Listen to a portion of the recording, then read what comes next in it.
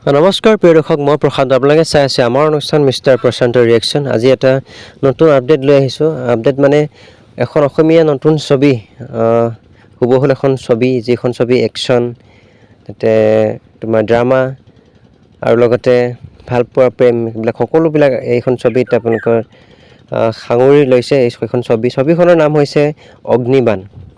অগ্নিবাণ ছবিখনত নতুন নতুন প্ৰজন্মৰ কণ্ঠশিল্পী বিচ্যুত শইকীয়াৰ লগতে আচুৰ্য বৰপাত্ৰৰ লগতে এক্স মৃদুল আৰু লগতে অসমৰ জনপ্ৰিয় হাৰ্টথ্ৰব জুবিন গাৰ্গৰ গীতে এইখন ছবিত আপোনালোকৰ মাজলৈ 6 ফেব্ৰুৱাৰী তাৰিখে আহি আছে।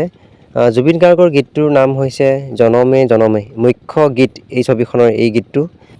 এটা বেছি ভাল লাগিছে, এই ছবিখনত আমি 2 ষ্টাৰক দেখিবলৈ পাম। আচলতে ৰবি শৰ্মা আৰু যতীন বৰা দুয়োকে এই ছবিখনত দেখা পাম। হিয়া দিয়া নিয়াৰ পিছত এইবাৰ তেওঁলোকে দুইজন এইখন ছবিত অভিনয় কৰিছে। ৰবি শৰ্মাৰ শেষৰ ফালে ৰবি শৰ্মাৰ পাৰ্টটো আছে, গতিকে খুব ধুনীয়া চৰিত্ৰত অভিনয় কৰিছে আমাৰ দুই ছুপাৰষ্টাৰ যতীন বৰা আৰু ৰবি শৰ্মাৰ লগতে উদীয়মান নৱপ্ৰজন্মৰ অভিনেতা কমল লোচনকো দেখা পোৱা গৈছে ভিলেইনৰ চৰিত্ৰত। গতিকে ছবিখন খুব ভাল হৈছে আৰু ছবিখনৰ কোৱালিটি, চাউণ্ড, মিউজিক খুব ধুনীয়া হৈছে।